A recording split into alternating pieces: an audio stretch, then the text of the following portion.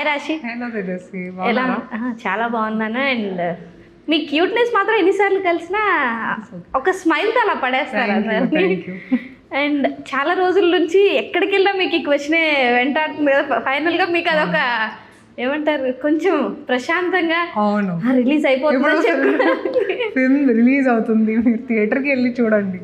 Almost 2 years నుంచి ఎక్కడ కనిపించినా ఇదే క్వశ్చన్ అడుగుతున్నారు. వాళ్ళు కూడా వెయిట్ చేస్తూనే ఉన్నారు. అండ్ ఇప్పుడు ఫ్యాన్స్కి పండగ, ఎందుకంటే 19th March ఉగాది కూడా, సో డబుల్ సెలబ్రేషన్ ఉంది ఆ రోజు. అండ్ మీలో కూడా ఎక్సైట్మెంట్ బాగా కనిపిస్తుంది. అవునా, నేను కొంచెం టైర్డ్గా ఉన్నాను, ఎందుకంటే చాలా కాదు. జనరల్గా ఉస్తాద్ ప్రమోషన్స్లో అంటే ఇప్పటిదాకా చూసిన రాశి కొంచెం డిఫరెంట్, ఈసారి కొంచెం లోపల నుంచి మీకు కూడా ఎక్కడో ఆ ఫ్యాన్ ఎక్సైట్మెంట్ కనిపిస్తుంది. అవునవును అవును అవునా. అండ్ బేసిక్గా అసలు ఆ సాంగ్ డ్యాన్సు జనరల్గా రాశి చేసేదానికంటే కూడా డబుల్ ఎక్సైట్మెంట్తో చేశారు కదా సాంగ్. అవును, సాంగ్ చేస్తున్నప్పుడు చాలా ఎక్సైటెడ్గా చేశాను, ఎందుకంటే ఫస్ట్ పవన్ కళ్యాణ్ గారితో డాన్స్ చేస్తున్నాను.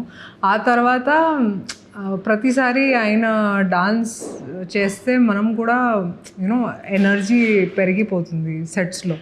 సో అండ్ ఫస్ట్ టైం నా కెరియర్లో ఇంత పెద్ద మాస్ సాంగ్లో డాన్స్ చేశాను. అంటే చాలామంది డాన్సర్స్, చాలామంది బ్యాక్గ్రౌండ్ ఆర్టిస్ట్ పెట్టారు, చాలా పెద్ద సెట్ క్రియేట్ చేశారు.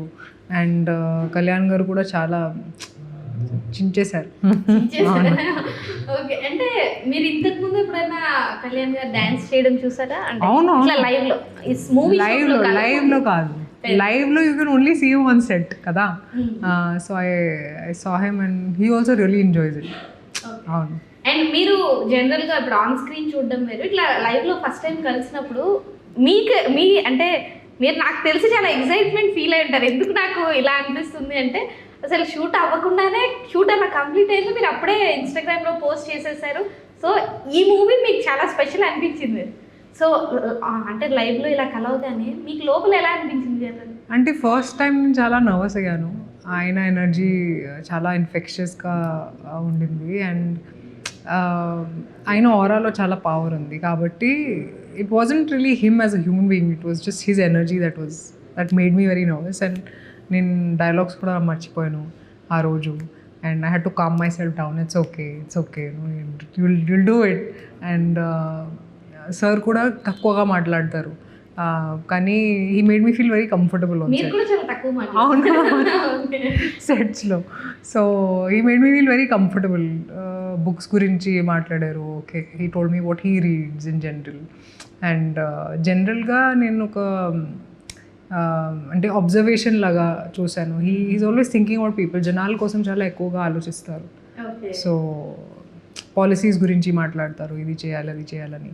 So I think he's managing both the roles very well అండి, డెప్యూటీ సీఎంగా అండ్ యాజ్ అన్ యాక్టర్గా. ఇంటరాక్ట్ అవ్వడానికి ఎక్కువ టైం దొరికింది లేదండి. ఫస్ట్ డేతో నేనే మాట్లాడలేదు, ఎందుకంటే నర్వస్నెస్లో. బట్ ఆ తర్వాత సెటిల్ అయ్యాను అండ్ ఆ తర్వాత మాట్లాడాను, కానీ తక్కువగా మాట్లాడాను.